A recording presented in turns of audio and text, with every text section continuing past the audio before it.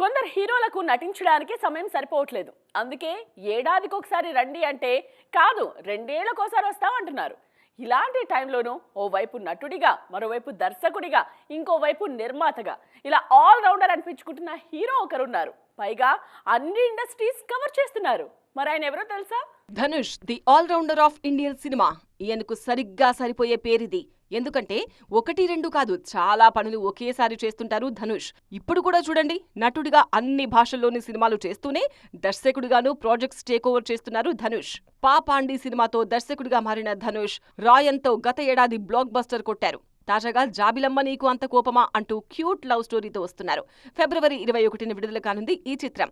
పవీష్, అనిఖా సురేంద్రన్ జంటగా నటిస్తున్నారు. ఈ సినిమాతో దర్శకుడిగా హ్యాట్రిక్ అందుకోవాలని చూస్తున్నారు ధనుష్. దర్శకుడిగానే కాదు, నటుడిగానూ ఫుల్ బిజీగా ఉన్నారు ధనుష్. తెలుగులో ప్రస్తుతం శేఖర్ కమ్ములతో కుబేరా సినిమా చేస్తున్నారు.